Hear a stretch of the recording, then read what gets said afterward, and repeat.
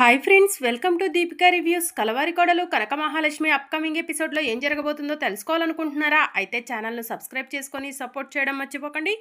ఒరే, మనం ఏ ప్లాన్ చేసినా కూడా ఆ విహారీ వాళ్ళకు మంచి జరుగుతుందేంటి అని వీర్రాజు తన పక్కన ఉన్న మనిషితో అంటూ ఉంటే, అవును సార్, మనం ఏం ప్లాన్ చేసినా కూడా వాళ్ళకు మంచి జరుగుతుంది. మనకు కూడా ఏదో ఒక టైం వస్తుంది.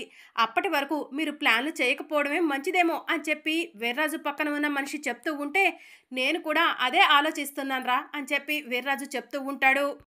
ఇక సహస్ర కోపంగా తన రూమ్లోకి వెళ్తూ ఉంటుంది. సహస్ర, ఆగవే అని చెప్పి పద్మాక్షి పిలుస్తూ ఉంటుంది.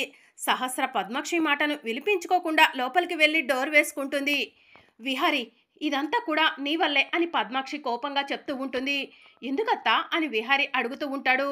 నువ్వు చేసిన పని వల్ల నా కూతురు లోపలికి వెళ్ళి డోర్ లాక్ చేసుకుంది. అది ఏం అఘాయిత్యం చేసుకుంటుందో ఏంటో అని పద్మాక్షి చెప్తూ ఉంటుంది. సహస్ర ఎలాంటి అఘాయిత్యం చేసుకోదు. నువ్వు అనవసరంగా కంగారు పడి అందరినీ కంగారు పెట్టకత్తా అని చెప్పి విహారి అంటాడు. విహారి, నా కూతురికి ఏమైనా జరిగిందంటే ఊరుకోను అని చెప్పి పద్మాక్షి చెప్తూ ఉంటుంది. అసలు సహస్ర అంత అఘాయిత్యం చేసుకోవాల్సిన పని ఏమొచ్చిందత్తా అని చెప్పి విహారి అడుగుతూ ఉంటాడు. ఆ లక్ష్మిని నీ భార్యలాగా అందరి ముందు సపోర్ట్ చేస్తుంటే తల తీసేసినట్టుగా ఉంది విహారి. నాకైతే మన ఊరి వాళ్ళ ముందు తల దించుకోవాల్సిన పరిస్థితి ఏర్పడింది అని చెప్పి పద్మాక్షి చెప్తూ ఉంటే, లక్ష్మి స్థానంలో ఇంకెవరున్నా కూడా అలానే చేస్తానత్తా. లక్ష్మి నా మనిషి, మన మనిషి. అలాంటి లక్ష్మిని ఊరంతా కలిసి కొడుతుంటే చూస్తూ ఉండమంటారా అని చెప్పి విహారి అడుగుతూ ఉంటాడు. ముందు సహస్ర రూమ్లోకి వెళ్ళి డోర్ ఎందుకు లాక్ చేసుకుందో చూడు మనవడా అని భక్తవచ్చలం చెప్తూ ఉంటాడు. ఇక విహారి వెళ్ళి సహస్ర డోర్ ఓపెన్ చేయి అని చెప్పి పిలుస్తూ ఉంటాడు. ఏంటి బావా అని చెప్పి సహస్ర డోర్ ఓపెన్ చేస్తుంది. సహస్ర, నువ్వు డోర్ లాక్ చేసుకునేసరికి నా వల్లే డోర్ లాక్ చేసుకున్నావని పద్మాక్షి అత్త అందరిపై కోప్పడుతుంది అని చెప్పి విహారి చెప్తూ ఉంటాడు. బావ వల్ల నేనేం డోర్ లాక్ చేసుకోలేదమ్మా, నాకేదో బాధ అనిపించింది, అందుకే వెళ్ళి లోపల ప్రశాంతంగా కూర్చున్నాను అని సహస్ర చెప్తూ ఉంటుంది. ఒక్కగానొక్క కూతురువి నా మేనల్లుడికిచ్చి పెళ్లి చేస్తే సంతోషంగా ఉంటావని ఎన్నో కలలు గని నా మేనల్లుడు విహారీకిచ్చి పెళ్లి చేశాను. కానీ ఈ లక్ష్మి ఎక్కడి నుంచి వచ్చిందో అర్థం కావట్లేదు. మీ ఇద్దరికీ సంతోషం అనేది లేకుండా చేస్తుంది అని చెప్పి పద్మాక్షి లక్ష్మిపై చెయ్యెత్తుతుంది. అప్పుడు విహారి వచ్చి పద్మాక్షి చేతిని గట్టిగా పట్టుకొని, అత్త, లక్ష్మిపై చెయ్యెత్తిన లక్ష్మిని కొట్టిన ఊరుకోను. మీకు ఇంతకు ముందే చెప్పాను, లక్ష్మి మన మనిషి, నా మనిషి. లక్ష్మిని ఎవరైనా ఏదైనా అంటే అసలు సహించను అని చెప్పి విహారి అంటాడు. లక్ష్మి మన కుటుంబం కోసం ఎన్నో త్యాగాలు చేస్తుంది. అవేవి మీ కళ్ళకు కనిపించట్లేదు. లక్ష్మి చిన్న తప్పు చేయగానే లక్ష్మిని ఎప్పుడు శిక్షిద్దామా అని చూస్తూ ఉంటారు అని చెప్పి విహారి పద్మాక్షిని అంటూ ఉంటాడు. అవునక్క, లక్ష్మి చాలా మంచిది. లక్ష్మిని అనవసరంగా మీరు అపార్థం చేసుకుంటున్నారు అని వసుధ చెప్తూ ఉంటుంది. వసుధ, నువ్వు కూడా విహారికి సపోర్ట్ చేస్తూ ఆ లక్ష్మిని పొగడాల్సిన అవసరం ఏం లేదు. ఆ లక్ష్మి ఆఫ్టర్ ఆల్ ఈ ఇంటి పని మనిషి. ఆ విషయం మర్చిపోతున్నారు.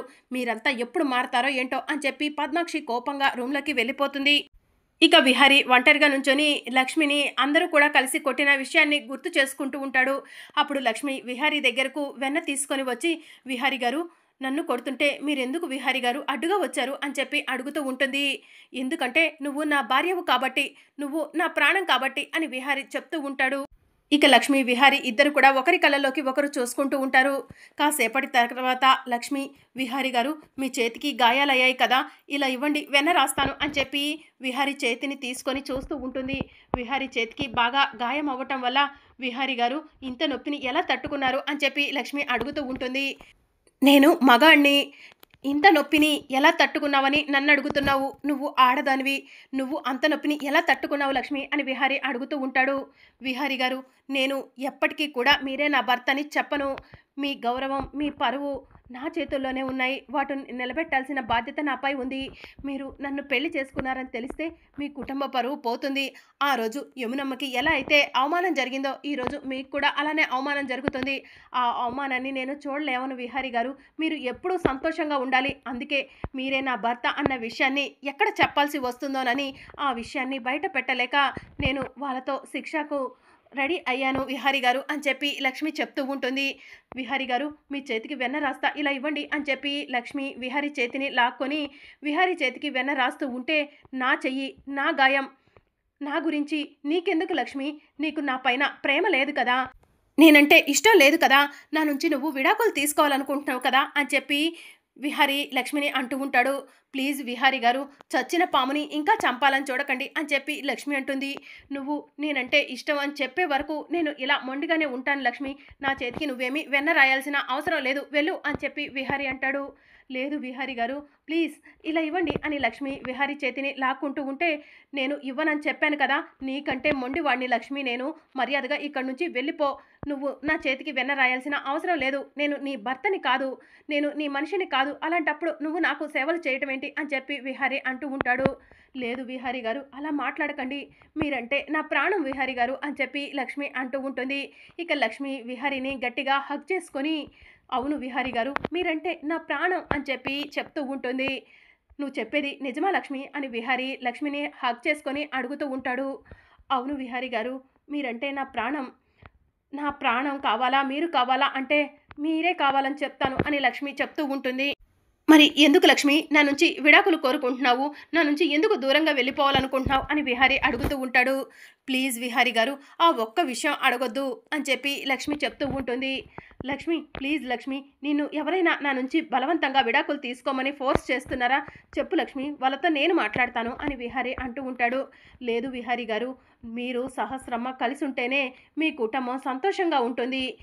మీ నాన్నగారి వల్ల ఈ కుటుంబం ముక్కలైపోయిందని పద్మాక్షి అమ్మ ఎప్పుడూ అంటూ ఉంటుంది. ఇప్పుడు ఇన్ని రోజుల తర్వాత మళ్ళీ మీ వల్ల ఈ కుటుంబం కలిసింది. ఇప్పుడు మళ్ళీ ఈ కుటుంబం ముక్కలైతే యమునమ్మ తట్టుకోలేవదు. యమునమ్మ సంతోషం కోసమే నేను మీ నుంచి దూరంగా వెళ్ళిపోవాలనుకుంటున్నాను అని చెప్పి లక్ష్మి చెప్తూ ఉంటుంది. అమ్మ కోసం ఇదంతా చేస్తున్నావా లక్ష్మి అని విహారీ అడుగుతూ ఉంటాడు. అవును విహారీ గారు, యమునమ్మ కోసమే ఇదంతా చేస్తున్నాను. యమునమ్మ ఎప్పుడూ సంతోషంగా ఉండాలి అని లక్ష్మి చెప్తూ ఉంటుంది. ఎందుకు లక్ష్మి, నీకు మా అమ్మ అంటే అంత ప్రేమ అని విహారీ అడుగుతూ ఉంటాడు. దిక్కు తోచని పరిస్థితిలో నడి రోడ్డు మీద నిలబడి ఉన్న నన్ను యమునమ్మే కాపాడింది. అలాంటి యమునమ్మ ఈరోజు అందరి ముందు దోషిగా నిలబడుతుంది అంటే దానికి కారణం నేనైతే నేను ఎలా తట్టుకోగలను విహారీ గారు అని లక్ష్మి ఏడుస్తూ ఉంటుంది. లక్ష్మి, అందరినీ నేను కాంప్రమైజ్ చేస్తాను, ఎవరికి ఎలాంటి మనస్పర్ధలు రాకుండా నేను నిన్ను సొంతం చేసుకుంటాను లక్ష్మి అని విహారీ చెప్తూ ఉంటాడు.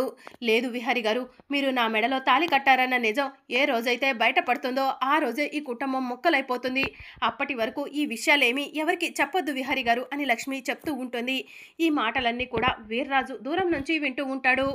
విహారీ గారు, మీ చేతికి నేను వెన్న రాస్తాను, ఇలా ఇవ్వండి అని చెప్పి లక్ష్మి విహారీ చెయ్యి తీసుకొని వెన్న రాస్తూ ఉంటుంది. ఇక విహారీ కూడా లక్ష్మి చేతికి అయిన గాయాలకు వెన్న రాస్తూ ఉంటాడు.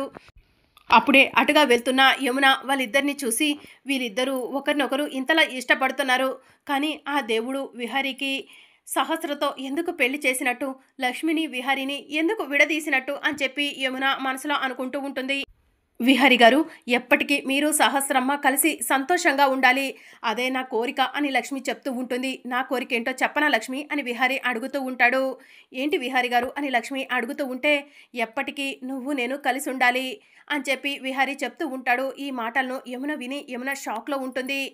అవును లక్ష్మి, నా కోరిక అదే, నువ్వు నా భార్యవి, నా కోసం ఎన్నో త్యాగాలు చేస్తున్నావు, నీ జీవితాన్ని కూడా ఫలంగా పెడుతున్నావు, అలాంటి నిన్ను దూరం చేసుకోవడం నాకు ఇష్టం లేదు లక్ష్మి అని విహారీ చెప్తూ ఉంటాడు. మన ఇద్దరం ఒకటవ్వటం అనేది ఎప్పటికీ జరగదు విహారీ గారు అని లక్ష్మి చెప్తూ ఉంటే, పాపం లక్ష్మి ఇదంతా నా కోసమే చేస్తుంది. అటు విహారీకి లక్ష్మి అంటే ఇష్టం, లక్ష్మికి కూడా విహారీ అంటే ఇష్టం, కానీ నా కోసం విహారీ నుంచి లక్ష్మి దూరంగా వెళ్ళాలనుకుంటుంది. దేవుడా, ఈ సమస్యకు నువ్వే పరిష్కారం చూపించాలయ్యా అని చెప్పి యమున మనసులో అనుకుంటూ ఉంటుంది. సరే విహారీ గారు వెళ్ళండి, ఇప్పటికే ఆలస్యం అయిపోయింది, వెళ్ళి పడుకోండి అని లక్ష్మి చెప్తూ ఉంటే ఇక విహారీ అక్కడి నుంచి వెళ్ళిపోతాడు. ఇక మార్నింగ్ అవుతుంది. లక్ష్మి పోచమ్మ ఇచ్చిన చీరను కట్టుకొని ముక్కు పుడక పెట్టుకొని నగలు వేసుకొని అందంగా రెడీ అయి వస్తూ ఉంటుంది. విహారీ లక్ష్మిని చూసి అలానే లక్ష్మి వైపు చూస్తూ ఉంటాడు. వెనుక నుంచి సహస్ర లక్ష్మిని విహారీని చూస్తూ ఉంటుంది. నేను ఎంత రెడీ అయినా కూడా బావ నా వైపు కనీసం చూడను కూడా చూడడు. ఆ లక్ష్మి కొంచెం రెడీ అయ్యేసరికి ఆ లక్ష్మి వైపు ఎలా చూస్తున్నాడో చూడు అని చెప్పి సహస్ర మనసులో అనుకుంటూ ఉంటుంది. మరి అప్కమింగ్ ఎపిసోడ్లో ఏం జరగనుందో తెలుసుకోవాలనుకుంటున్నారా? అయితే ఛానల్ను సబ్స్క్రైబ్ చేసుకోండి.